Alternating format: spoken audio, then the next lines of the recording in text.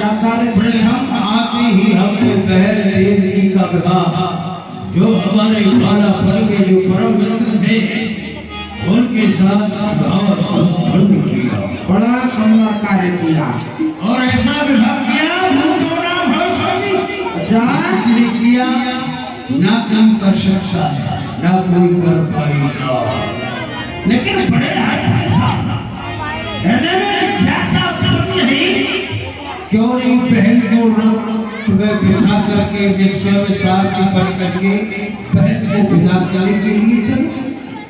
ऐसा ही किया। अच्छा, मेरा ये तन मन खुशियों से छाया हुआ मथुरापुर के सैनिक सभी मेरे साथ बहन को विदा करने के लिए जा रहे थे। मेरा ये तन मन बड़ा प्रफुल्लित था, लेकिन परेशान आया वो स्वार्थी देवता लोग इस विवाह उत्सव को देख करके प्रसन्न नहीं हो पाए। अच्छा, आकाशवाणी हुई और कहा, अरे वो राजा कंस, तू अपनी बहन देवकी के विवाह में इतना खुशहाल है, उसी देवकी का कंस तेरा काल है। उस शब्द को मैंने सुना तो हृदय में अपार क्रोध उत्पन्न हुआ। कोई विचार भी नहीं किया। बहन ने केस पकड़े, पृथ्वी पर उसे बचाया, ध्यान से तलवार निकाली उसे मारना चाहा। बस्तेव जी आ गया, बस्तेव जी को मारना चाहा। पिताश्री आ गए, पिताजी धर्म का उपदेश देने लगे। आप जानते हो कि धर्म का उपदेश मुझे अच्छा नहीं लगता। सत्य है। मैंने पिताजी को बंदी बनाया, कारागृह में डाल दिया। अत्यंत कार्य किया। अच्छा किया। हाँ, ये अच्छा किया, बहुत सुंदर कार्य किया। यदि पिताजी को कारागार में डालने का अच्छा कार्य किया तो हम कहते हैं आने वाली पीढ़ी को सबको अपने अपने पिता के साथ यही करना चाहिए।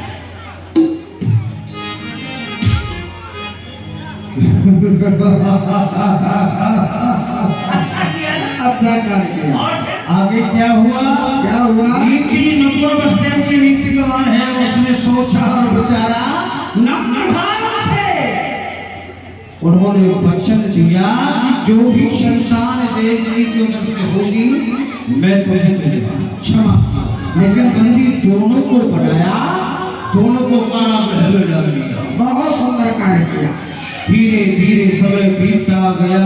पहला पुत्र कारागार के अंदर जन्म लेकर के आया, बस्तेव मेरे पास लाया।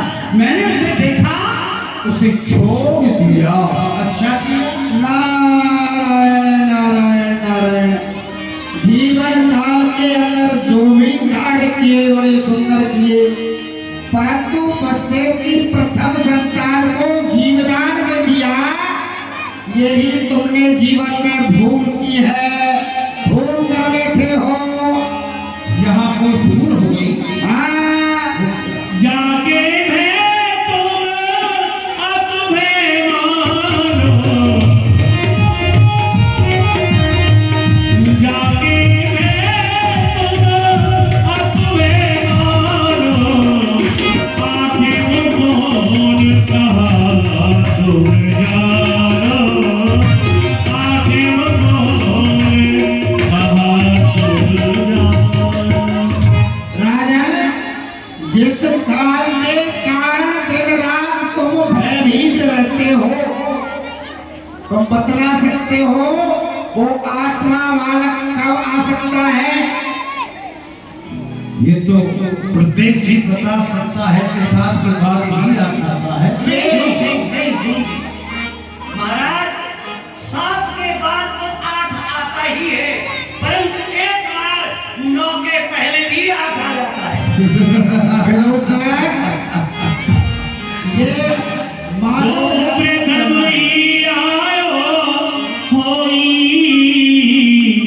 देव दृष्ट जाने न कोई। राजन, ये मानव जाति की गणना है, 7 के बाद 8 आता है, लेकिन देवताओं की वाणी बड़ी गोल है।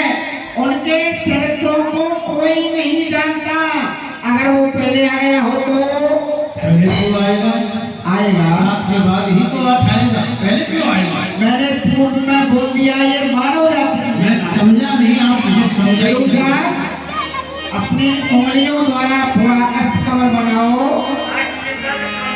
हाँ हाथ लकीर कैसे दिखलाई,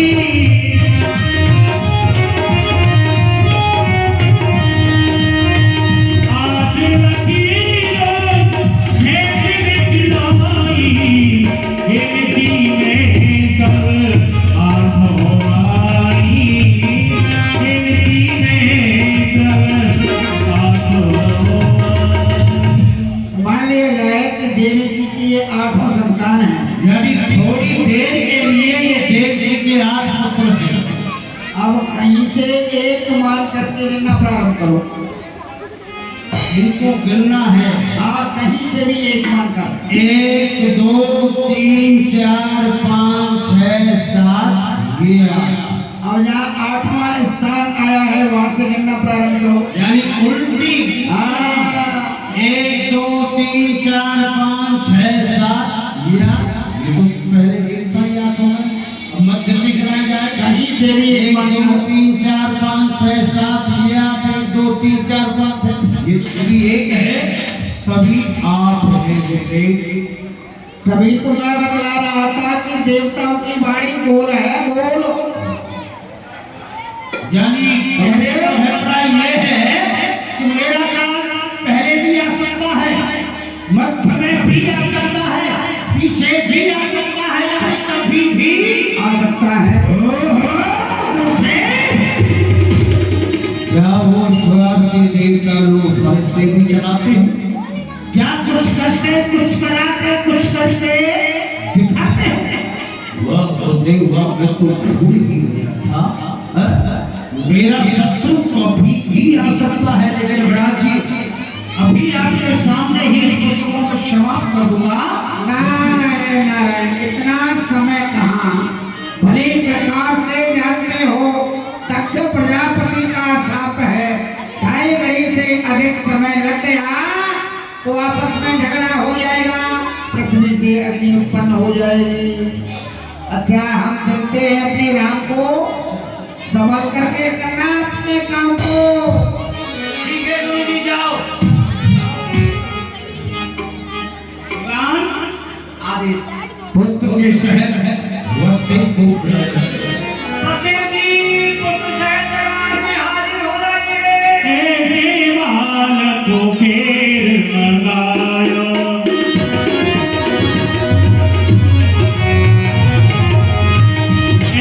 देवाल को फेर मंगायो, ले वक्त देव सुरसुही आयो, ले वक्त देव सुरसुही आयो। वैसे उस समय के लिए हम अपनी प्रतिज्ञा को भूल गई थी। वह प्रतिज्ञा हमें भूल याद आई। लाओ ये पुत्र हमें दो, क्योंकि तुमने वचन दिया है जो ये संतान जन्म लेकर के आएगी मुझे लाकर के दो, और मैंने प्रतिज्ञा की है मारने की। क्योंकि ऐसा कहते हैं जो प्रतिज्ञा का नहीं प्रतिपाल है, धन देने को वे सब चिता की ज्वाला।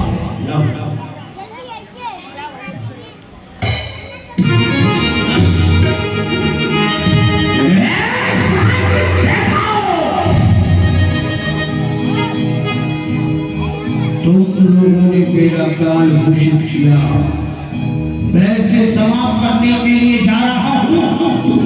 यदि तुम लोगों में हिम्मत है तो इसे बचा सकते हो। बचाओ इसे, बचाओ।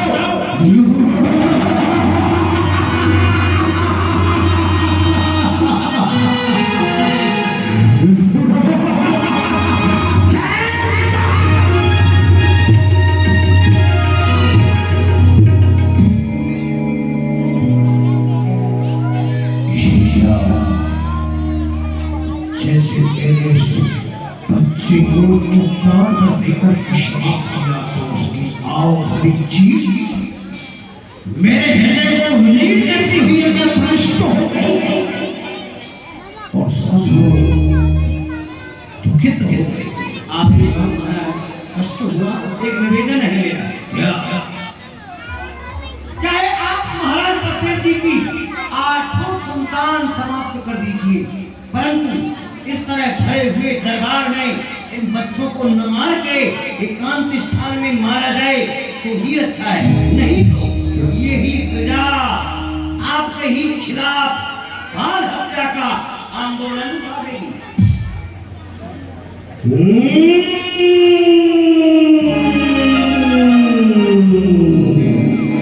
वास्तव में आज तुमने एक उत्तम कार्य सोचा है, हमें बहुत सुंदर सलाह दी है। ठीक है जी, ऐसा ही होगा। एक पुत्र का वर किया, 6 पुत्रों को जल्लाद कारागार के अंदर मारेंगे। लेकिन याद रही जो 8वां जन्म लेकर के आए हमें सूचित करना, उसे मैं हाथों से नष्ट करूंगा। लेकिन हमारे यहाँ पहरेदार करते हैं, इस समय इधर और उधर आगे पीछे के सब मिला करके ऊपर नीचे सब मिलाकर पूरे 10,000। 4,000 समझ कर दो जी, बढ़ा दिए जाए 4,000 और हो जाएंगे, 14,000। कारागार के चारों तरफ पहरा लगना चाहिए। जी, जब सभी भी पहरेदारों के ऊपर हम अभ्यर्थ करते हैं। मैं हाँ पहरेदारों के ऊपर, हाँ, मैं तो फिर सबके ऊपर चलूंगा। क्या करोगे? आप ही तो कहे सबके ऊपर तुम रहोगे। आगे से चलना है और पीछे भी चलना है। ओहो, इस तरह से ऊपर रहना है। हाँ। मैंने समझा कि सबके ऊपर चलना है। नहीं। अच्छा, अपराध कोई करेगा? ये कैसे कर जाएगा? आपके घर की वजह से बाप के बेटे की हिम्मत ही नहीं। लेकिन उसका दंड तुम्हें दिया जाएगा। दंड मुझे मिलेगा। तुम्हें दिया जाएगा। तो फिर ये सब लोग बारी बारी से अपराध करेंगे, क्योंकि सब चाहते हैं कि इसको दंड मिले। ध्यान रखना। ठीक है। और सुनो, पहरे पर कोई भी सोना नहीं चाहिए। तो कैसे जाएगा? यदि पहरे पर कोई सोता हुआ मुझे मिल गया, अगर नीचे कोई भी सोया, ऊपर वालों से पानी डलवा के जगवा दूंगा। याद रहे, चुपके से आऊंगा और उसका शीश काट डालूंगा। आज में कोई सोया, ऊपर वालों की कसम पानी डलवा दूंगा। जो भी जलवाना है ये तुम्हारा कार्य है। तो कोई भी समाचार हो तो हमें सूचित करना। ठीक है? जा रहे हैं। भैरे भूमि जब अधगे दुपारी,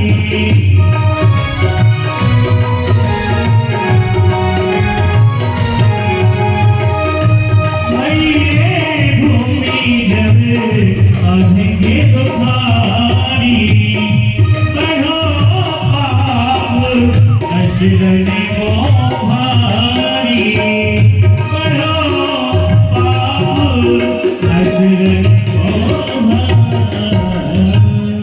रक्षा करो हे ब्रह्मा जी, हे नारद जी, हे शंकर जी, आप सभी देवता मेरी रक्षा करो। यह राजा कंस मेरे ऊपर बाल हत्या कर रहा है। आप सभी देव मेरी रक्षा करो। यदि आप मेरी रक्षा नहीं करोगे तो मैं रसातल के लिए चली जाऊंगी। हेलो देवी पृथ्वी, अभी आपको रसातल में जाने की कोई भी आवश्यकता नहीं है। सकल सुरन लिखियो विचारा, हम ते नहीं उतरे। हे देवी पृथ्वी, हम इस बात को अच्छी प्रकार से हर भांति जानते हैं और हम समस्त देवगण मिलकर के तुम्हें सुख देना चाहें। तुम्हारे दुख का निवारण करना चाहें, हमारी सामर्थ्य से बाहर है। केवल इसके लिए एक ही उपाय है कि नारायण भगवान इस भूतल पर आए और इन दुष्टों का विनाश करें। इसी में हमारा तुम्हारा संसार का उद्धार हो सकता है। इसलिए क्यों नहीं हम समस्त देवगण मिलकर के नारायण भगवान के शरण में चले, वहां पहुंच करके अपने दुख भरी आवाज उनके कर्ण देशों में पहुंचाएं, जिससे हमारा उद्धार हो, उनका सूर्य अवतार हो। चलो समझ चलते हैं। वो तेरी माया का ना पाया कोई पार, तेरी ना तेरी पूरी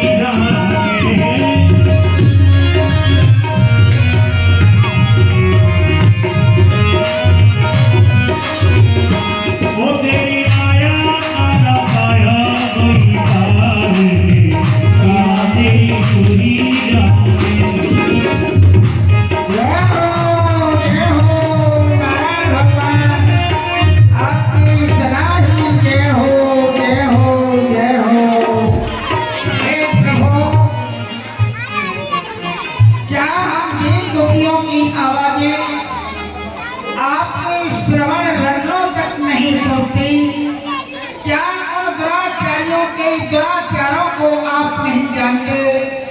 क्या उन अत्याचारियों के अत्याचारों को आप नहीं पहचानते? उधर देखिए प्रभु, आज आपकी परम प्यारी गौएं त्राह त्राह कह करके चिल्ला रही हैं। आपके मुख से उत्पन्न होने वाले वेद और ब्राह्मणों के शीश आज पैरों तले रोधे जा रहे हैं। भगवान, आपके हृदय के समान परम प्यारे संतजनों के शीश आज ठोकरों से रोधे जा रहे हैं। अब नहीं सुना जाता, अब नहीं देखा जाता। कृपा सिंधो कृपा करो, दया सिंधो दया करो। जगत में आपके जन्नत नई आपत्ति सहते हैं। जवाने खींच ली जाती अगर जो मुख से कहते हैं। छुरी गर्दन पे रहती है, कुल्हाड़े सर पे चलते हैं। जहाँ पर दूध बहते थे वहाँ अब रक्त बहते। उठे वह चक्र वाला हाथ कि चक्कर में असुर आए। ऐसा न हो कि प्रभु ये धर्म के खंभे हिल जाए और गिर जाए। या तो प्रभु, हे प्रभु, आप हमारी रक्षा करें। हम समस्त देवगण मिलकर के आपकी शरण में आए हैं। वो देखो, आपके मुख से निकले हुए ब्राह्मण शब्दों का उच्चार कर रहे हैं। वो देखो, सब जन आपको आवाज दे रहे हैं। हे प्रभु, आप हमारी रक्षा करो, रक्षा करो। हे प्रभु, यदि आप हमारी रक्षा नहीं करोगे तो ये पृथ्वी हमेशा हमेशा के लिए ये समस्त पाताल में नष्ट हो जाएगी। भक्ति गर्दन पे बाजू कर रहा फौलाद का और मौन से चेहरे पर थप्पड़ कर रहा जल्लाद का। भक्त बस्तर तुम कहाँ पर रूपोष हो और मर रहे तुम्हारे भक्त और भगवान खामोश हो। हे प्रभु, अपने ही सहा जाता है। प्रहवाम प्रहवाम प्रहवाम। हे प्रभु, शेष सैया पर पड़े हो, किस अनोखे नाज से क्या हृदय आपका हिलता नहीं? इस दुख भरी आवाज से उठ पड़ो, जाग जाओ। वो शेष सैया छोड़ दो, जिस तरह से हो सके इन जुल्मों की नसों को तोड़ दो। अन्यथा प्रभु, इन दीन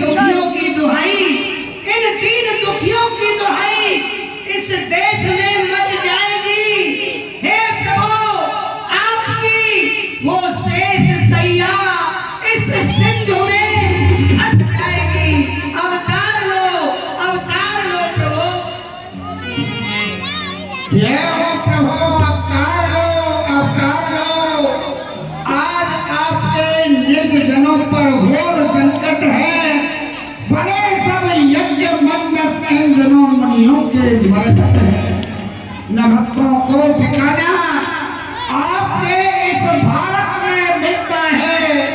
अचंबा है कि फिर भी आपका ये आसन्न है। या तो प्रभु आप इस भारत वर्ष की रक्षा कीजिए, अन्यथा सदैव के लिए इसे क्षीर सागर में डुबो दीजिए। जय हो, जय हो, जय हो। जय मां, जय मां, जय मां, जय मां। बोलो नारायण भगवान की।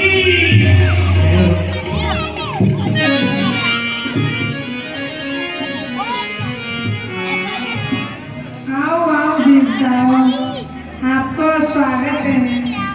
कहो देवताओं, आज समस्त देव मंडली मेरे पास क्यों पधारी है? हे प्रभु, हे ब्रह्म, हे अच्युत, ऐसा कौन सा स्थान है जहाँ आप विराजमान नहीं हो और हमसे पूछ रहे हो देवताओं कैसे आना हुआ? ये आप तो हमें बड़ाई